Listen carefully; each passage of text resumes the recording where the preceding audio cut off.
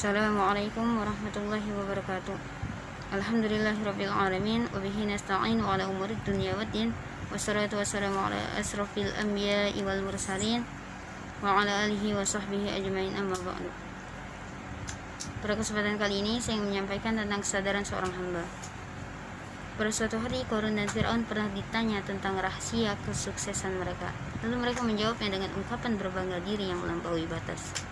Dalam Quran surah Al-Qasas, Quran mengatakan, "Innama utitu ala ilmin indi." Sesungguhnya segala sesuatu yang datang kepadaku adalah karena atas kemampuanku, karena keahlianku, atas ilmu yang ada padaku. Bahkan Fir'aun lebih jauh daripada itu dengan mengatakan, "Ana rabbukumul a'la." Akulah Tuhanmu akulah Rabb yang paling tinggi, yang berkuasa atas kalian semua. Nah, dua sosok manusia ini adalah dua sosok manusia yang sudah terlena dengan kesuksesannya dan angkuh terhadap nikmat yang Allah berikan. Teman-teman yang dirahmati Allah, tentu kita tidak akan menemukan kebahagiaan sejati sampai kita sadar bahwa segala nikmat yang ada dalam hidup kita adalah pemberian dari Allah Subhanahu wa taala. Kita lihat sebagaimana Nabi Sulaiman alaihissalam, ia mengatakan, yang dalam kekuasaannya, yang dalam kekayaannya ia mengatakan, "Inna haza min fadli rabbi." Ini adalah karunia dari Rabbku. Untuk apa? Untuk mengujiku apakah aku hamba yang bersyukur, apakah hamba yang ingkar kepadanya. Bahkan Nabi Musa alaihissalam yang dirinya jauh dari rasa berbangga diri, merasa diri paling hebat, paling kuat, paling tinggi, bahkan dia terus merasa dirinya sebagai seorang yang pendosa, seorang yang lemah, tak berdaya di hadapan Allah Subhanahu wa taala. Tapi justru kondisi seperti inilah yang dapat menghantarkan kita kepada kebahagiaan sejati. Dan kondisi jiwa seperti inilah yang dapat kita sebut sebagai kesadaran seorang hamba. Makna dari menghamba diantaranya adalah menaruh perhatian, menyandarkan segala harapan dan menyerahkan segala urusan kepadanya.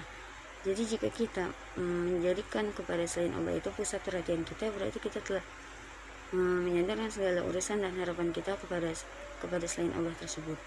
Orang-orang seperti inilah yang akan mudah rapuh jiwanya, walaupun sekalipun ia terlihat kuat dari luarnya.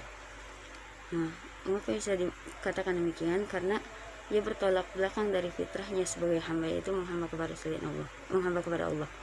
Maka dari itu haruslah kita selalu merasa butuh akan Allah dan yakin segala sesuatu yang datang kepada kita adalah pemberian dari Allah Subhanahu wa taala. Kata para ulama, bila Allah yang memiliki hati kita, Dia yang akan memuliakan siapapun yang merasa hina di hadapannya. Dia yang akan mengajarkan siapapun yang merasa bodoh di hadapannya. Dialah yang akan menguatkan siapapun yang merasa lemah di hadapannya. Dia yang akan mengayakan siapapun yang merasa fakir di hadapannya. Kesadaran hamba seperti inilah yang harus kita pupuk dalam perjalanan kita menemukan kebahagiaan sejati. Memang terkadang manusia itu mencari kebahagiaan di mana-mana. Fokusnya hanya ada pada harta, pengakuan sesama, dan jalan-jalan semata.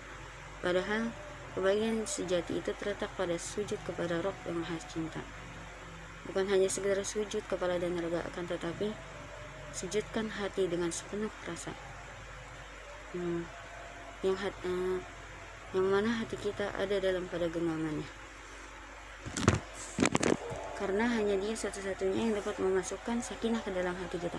Jadi segala rasa risau atau kegelisahan yang terjadi pada diri kita itu penyebabnya atas dosa dan kelalaian kita sendiri. Maka nikmatilah sujud selama kita berada di dunia. Karena itulah fitrah kita, dan kelak itulah kenangan kita saat di surga nanti. Amin amin ya rabbal alamin.